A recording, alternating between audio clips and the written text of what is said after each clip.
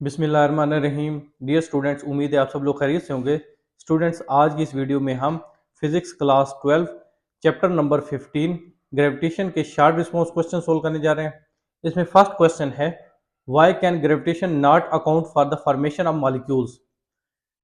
Molecules की formation में gravitation जो है वो रोल प्ले नहीं करती। इसकी रीज़न हमने बतानी है। मेनली इसकी तीन रीजंस है। Number one, weak force. चूंकि ग्रेविटेशनल फोर्स बहुत ज़्यादा वीक फोर्स होती है, जिसकी वजह से एटॉमिक स्केल पर जो इंट्रैक्शंस होती हैं उनको ये इन्फ्लुएंस नहीं करती। Number two, short range interactions. जब एटम्स के दरमियान शॉर्ट रेंज इंट्रैक्शंस होती हैं तो मॉलिक्यूल्स की फॉर्मेशन होती है, जबकि इस बिहेवियर को ग्रेविटेशनल फोर्स एक्सप्लेन नहीं कर सकती। और थर्ड रीजन है, electromagnetic forces dominate. Electromagnetic forces, for example Van der Waals forces, ये मॉलिक्यूलर फॉर्मेशन में बहुत ज़्यादा क्रूशियल रोल प्ले करते हैं, जबकि ग्रेविटेशनल फोर्स जो है ये सिर्फ सिग्निफिकेंट होती है लार्जर स्केल्स के ऊपर। फॉर एग्जांपल प्लैनेटरी मोशन की अगर हम बात कर रहे हो, जबकि एटॉमिक और मॉलिक्यूलर लेवल पर इसका जो इफेक्ट होता है वो बहुत ज़्यादा निग्लिजिबल होता है। क्वेश्चन नंबर 2 है, why do not two books on your desk attract each other gravitationally despite Newton's law of gravitation. Desk पर दो बुक्स हैं, वो एक दूसरे को ग्रेविटेशनली अट्रैक्ट नहीं करती, जबकि न्यूटन्स लॉ ऑफ ग्रेविटेशन वहां पर मौजूद है। तो ऐसा क्यों होता है? तो स्टूडेंट्स, वो दोनों बुक्स ग्रेविटेशनली एक दूसरे को अट्रैक्ट कर रही होती हैं, पर उनके दरमियान जो ग्रेविटेशनल फोर्स होती है वो बहुत ज्यादा स्मॉल होती है। कितनी स्मॉल होती है उसके लिए एक हम एग्जाम्पल जो है वो कंसिडर कर लेते हैं। Assume two books each have mass of 1 kg and are 0.1 metre apart. Suppose कर लें दो बुक्स हैं और ईच बुक का मैथ जो है वो 1 kg है, और जो सेपरेशन है इन बुक्स के बीच में वो 0.1 मीटर है। Now according to law of gravitation, इनके दरमियान जो ग्रेविटेशनल फोर्स होगी वो इक्वल होगी G m1 m2 divide by R square. m1 m2 और r की वैल्यूज हमें गिवन है, आप इस फार्मूला में पुट कर दें। जी ग्रेविटेशनल कांस्टेंट है, इसकी value 6.67 into ten power minus 11 होती है, तो ग्रेविटेशनल फोर्स आ जाएगी 6.67 into ten power minus 9 Newton. अब ये फोर्स बहुत ज्यादा कम है, ये billionth of a Newton less है। ये इतनी कम फोर्स है कि ये फोर्स कोई भी ऑब्जर्वेबल मूवमेंट जो है वो प्रोड्यूस नहीं कर सकती। क्वेश्चन नंबर 3 है, why does an apple fall towards the earth due to gravity while the earth does not move towards the apple. Gravity की वजह से एप्पल अर्थ की तरफ फॉल करता है, जबकि अर्थ एप्पल की तरफ मूव नहीं करती। तो इसकी रीजन हमने बतानी है। According to Newton's law of gravitation, apple और अर्थ दोनों एक दूसरे को इक्वल बट ऑपोजिट फोर्स के साथ अट्रैक्ट कर रहे होते हैं। However, number one, mass difference. Earth mass is enormous compare to the apple's mass. Earth का जो मैस है वो एप्पल के मुकाबले में बहुत ज्यादा है। हमें पता है according to Newton second law of motion, force जो है वो इक्वल होती है एम ए के। इस रिलेशन से हमें पता चलता है कि असलरेशन इनवर्सली प्रोपोर्शनल होती है मैस ऑफ ऑब्जेक्ट के। अब चूंकि अर्थ का मैस बहुत ज्यादा है, लिहाजा इसकी जो असलरेशन होगी एप्पल की तरफ वो बहुत ज्यादा कम होगी, इतनी कम होगी कि वो नोटिसेबल ही नहीं होगी। इसके बरक्स एप्पल का चूंकि मास बहुत ज्यादा कम है, लिहाजा ये एक सिग्निफिकेंट असलरेशन जो है वो एक्सपीरियंस करेगा अर्थ की तरफ, जिसके रिजल्ट में ये फॉल कर जाएगा towards the earth. Question number 4 है, can gravitational field strength be negative, explain. क्या ग्रेविटेशनल फील्ड की स्ट्रेंथ नेगेटिव हो सकती है? इसको हमने एक्सप्लेन करना है। तो जी हाँ, ग्रेविटेशनल फील्ड की स्ट्रेंथ नेगेटिव हो सकती है, और ये डिपेंड करता है कि किस हिसाब से हम अपने कोऑर्डिनेट्स डिफाइन कर रहे हैं। The negative sign just shows that the gravitational field points toward the mass such as toward the centre of earth. और इस केस में जो नेगेटिव साइन होता है वो सिर्फ ये शो कर रहा होता है कि ग्रेविटेशनल फील्ड अर्थ मैस की तरफ जो है वो पॉइंट कर रहा है। क्वेश्चन नंबर 5 है, what factors determine the strength of the gravitational field around a planet. Gravitational field strength किन फैक्टर्स पर डिपेंड करती है? तो मेनली दो फैक्टर्स हैं जिन पर ग्रेविटेशनल फील्ड स्ट्रेंथ डिपेंड करती है। Number one, mass of planet. Number two, distance from the planet centre. हमारे पास फार्मूला है G equal to G M divide by R square. इस फार्मूला से हम देख सकते हैं कि ग्रेविटेशनल फील्ड स्ट्रेंथ G जो है वो डायरेक्टली प्रोपोर्शनल है मैस ऑफ प्लैनेट की। जितना ज्यादा मैस होगा प्लैनेट का उतनी स्ट्रॉन्ग ग्रेविटेशनल फील्ड स्ट्रेंथ होगी, एंड वाइस वर्सा। जबकि ग्रेविटेशनल फील्ड स्ट्रेंथ जी जो है वो इनवर्सली प्रोपोर्शनल है स्क्वायर ऑफ डिस्टेंस के। तो जितना ज्यादा डिस्टेंस होगा प्लैनेट्स के सेंटर से उतनी कम ग्रेविटेशनल फील्ड स्ट्रेंथ होगी, and vice versa. Question number 6 है, if two planets have the same mass but different radii, how would their gravitational field strength compare. अगर दो प्लैनेट्स हैं और उनका मास सेम है लेकिन उनके रेडियस डिफरेंट है, तो उनके ग्रेविटेशनल फील्ड स्ट्रेंथ हमने कंपेयर करनी है कि किस प्लैनेट की ग्रेविटेशनल फील्ड स्ट्रेंथ ज्यादा होगी, किस प्लैनेट की ग्रेविटेशनल फील्ड स्ट्रेंथ कम होगी। ग्रेविटेशनल फील्ड स्ट्रेंथ का हमारे पास फार्मूला होता है Gm divide by R square. चूंकि दोनों प्लैनेट्स का मास सेम है, हम एज्यूम कर लेते हैं planet A has radius r है, planet B has radius r b, और ये हम सपोज कर रहे हैं कि प्लैनेट बी का रेडियस प्लैनेट ए के रेडियस से ज्यादा है।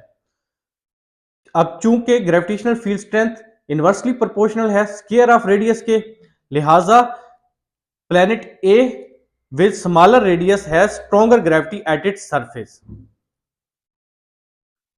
क्वेश्चन नंबर 7 है, why satellites in higher orbits have lower orbital velocities.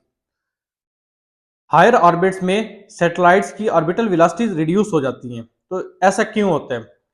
Satellites in higher orbits have lower orbital velocities because the gravitational force acting on them is weaker at greater distances from earth, so they require less speed to stay in orbit।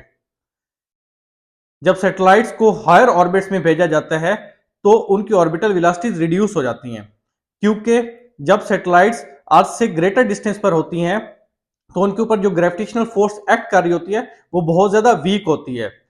As a result of which उन्हें अपने orbit में रहने के लिए less orbital velocity जो है वो required होती है। ऑर्बिटल वेलोसिटी फाइंड करने का फार्मूला होता है v equal to under root G M by are.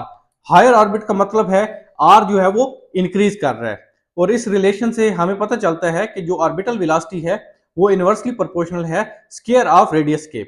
जब r इंक्रीज करेगा तो ऑर्बिटल वेलोसिटी v जो है वो डिक्रीज कर जाएगी। सो satellites farther from earth move more slowly in orbit। Question number 8 है, how does the mass of the earth affect the orbital velocity required for a satellite to stay in orbit। mass of earth orbital velocity को किस तरह affect करता है। The mass of earth directly affects the orbital velocity required for a satellite to stay in orbit। mass of earth orbital velocity को directly affect करता है। Orbital velocity बहुत important होती है किसी भी सैटेलाइट को ऑर्बिट में स्टे करने के लिए।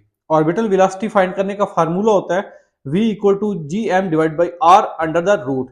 इस फार्मूला से हम देख सकते हैं कि जो ऑर्बिटल वेलोसिटी है वो डायरेक्टली प्रोपोर्शनल है square root of mass of the planet के।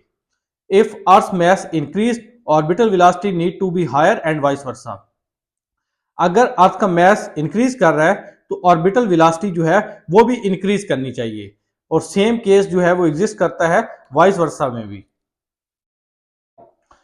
नेक्स्ट क्वेश्चन है, what are the primary benefits of using geostationary satellites for communication purposes compare to other types of satellite orbits.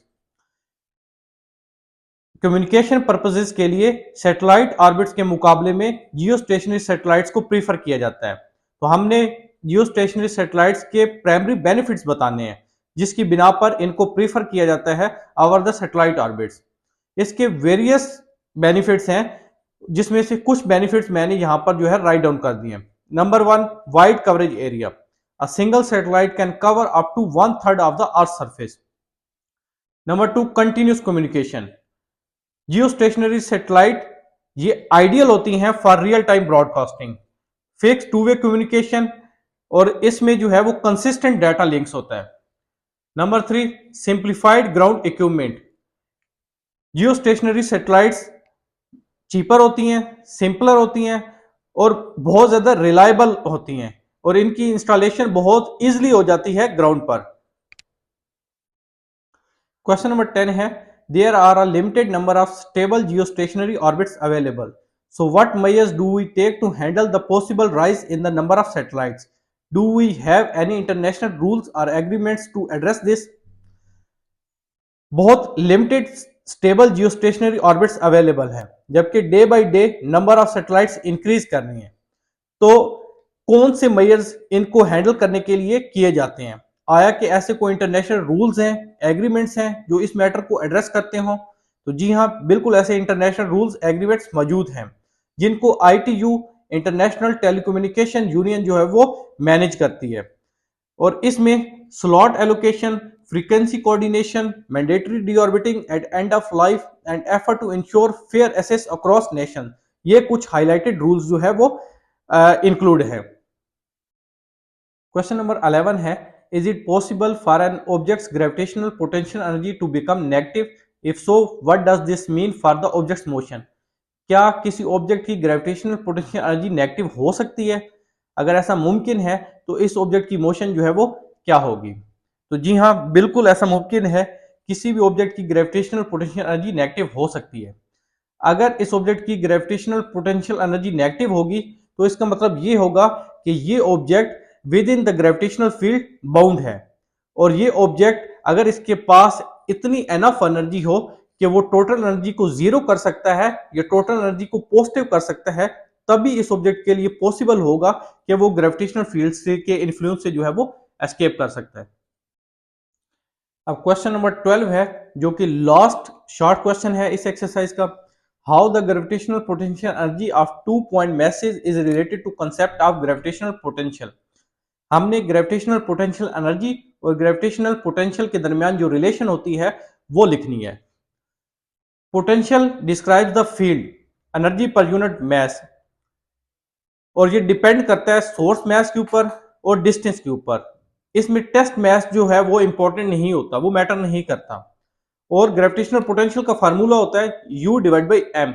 यहाँ पे U जो है वो gravitational potential energy है, जबकि potential energy को अगर हम डिफाइन करें तो ये डिस्क्राइब करती है what an object actually experiences in that field, और इसका फार्मूला होता है -Gmm डिवाइड बाई आर।